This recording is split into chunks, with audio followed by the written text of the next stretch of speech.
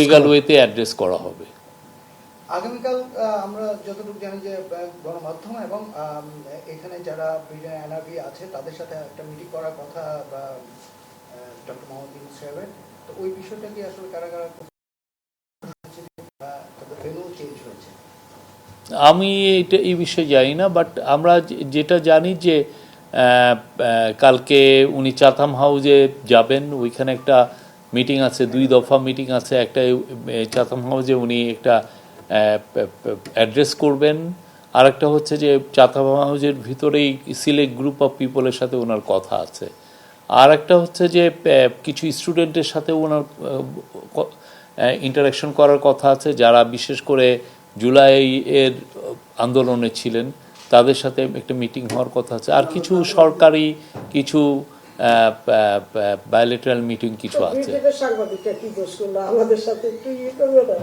জি, উনি তো এই যে আকবর আমাকে আর ওকে পাঠাইছেনই তো আপনাদের সাথে কথা বলতে।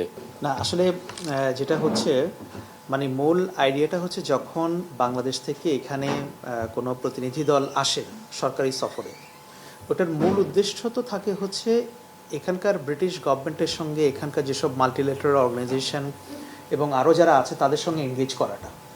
মানে আপনারা যারা বাংলাদেশি কমিউনিটির সাংবাদিক বা এখানে সাংবাদিকতা করছেন, বাংলাদেশি মিডিয়াতে তো ওনার হরহামেশা বক্তব্য যাচ্ছে, উনি বিভিন্ন বক্তব্য দিচ্ছেন বা ওনার কথাগুলো আমরা সেখানে তুলে ধরছি।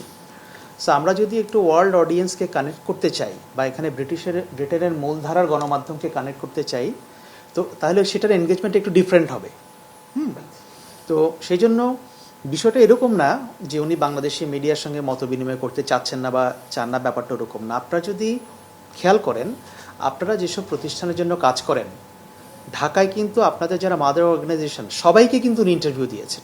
বাংলাদেশি পত্র পত্রিকায়, টেলিভিশনে উনি কিন্তু ইন্টারভিউ দিয়েছেন। বাংলাদেশের কোনো সরকার প্রধান এর আগে কখনোই বাংলাদেশি মিডিয়াতে সাক্ষাৎকার দিতেন না, আপনারা হয়তো খেয়াল করে দেখতে পারবেন। উনি যেমন আন্তর্জাতিক গণমাধ্যমে দিচ্ছেন, তেমনি উনি লোকাল মিডিয়াতেও দিচ্ছেন। তো এখানে যেহেতু আসছে, ওনার প্রায়োরিটিটা হচ্ছে এখানকার ব্রিটেনের যারা সরকারি পর্যায়ে আছে বা বিভিন্ন সংস্থাগুলো আছে সেখানে এনগেজ করা। এবং আপনারা জানেন যে ওনার স্কেজুল খুবই টাইট প্যাকড, সময় বের করাটা খুব মুশকিল, মাত্র 3 দিনের জন্য। যদি উনি আরও বেশি দিন থাকতে পারতেন, নিশ্চয়ই আপনাদের সঙ্গে একটা বড় করে আয়োজন হতেই পারতো আর কি, তাতে কোনো অসুবিধা নেই। ব্রিটিশ প্রধানমন্ত্রী স্যার কিয়ার স্টারমারের সাথে প্রধান উপদেষ্টা মিটিং বা কোনো বৈঠক আছে কিনা, থাকলে তা কবে হচ্ছে? আর সেকেন্ড কোয়েশ্চেন হচ্ছে, যারা তারেক রহমানের সাথে প্রধান উপদেষ্টার বৈঠক আমরা শুনেছি যে 13 শুক্রবার হবে, সেই মিটিং এর এজেন্ডা কি হতে পারে? কেয়ার স্টারমারের আমরা যেটা জানতে পারছি যে উনি সম্ভবত কানাডায় আছেন, কানাডায় ভিজিট করছেন। আজকে ব্রিটিশ এক পার্লামেন্টারিয়ান এমপি এসেছিলেন, উনি জানালেন যে উনি কানাডা আছেন। তারপর আমরা এক ধরনের এইটা কথাবার্তার মধ্যে হচ্ছে যে এটা সময় বা শিডিউল যদি ম্যাচ করে তাহলে মিটিং হবে। হ্যাঁ, আর যদি শিডিউলে ম্যাচ না করে তাহলে এটা নিয়ে কাজ হচ্ছে। আমি এইটুক বলতে পারি, এই মিটিংটা নিয়ে কাজ হচ্ছে। তারেক রহমানের সাথে বৈঠক হচ্ছে 13 তারিখ সকালে।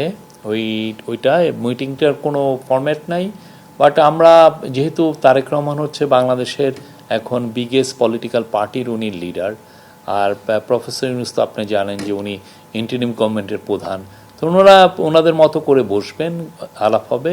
এখানে যে কোনো বাংলাদেশের এখনকার যে সিচুয়েশন, পলিটিক্যাল পরিস্থিতি, তারপরে আপনারা জানেন যে আমরা একটা ইলেকশনের ডেটটা ঘোষণা করেছি, সেই বিষয়ে, তারপরে ইলেকশনের এই যে জুলাই চার্টারটা হওয়া, রিফর্ম বিষয়, এগুলো যে কোনো ইস্যুই আলাপ হতে পারে, কোনো ইস্যুই।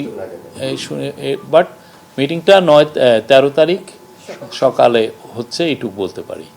কি আলাপ করবেন এটা ওনারা ডিসাইড করবেন।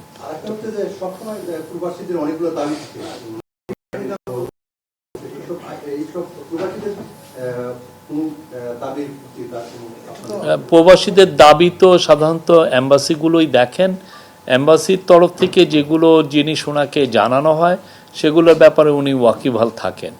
তো ওইগুলো নিয়ে তো কাজ হয়, আমরা কাজ করি। প্রবাসীদের ভোটার নিয়ে, যাতে প্রবাসীরা ভোট দিতে পারেন সেটা নিয়ে কাজ হচ্ছে।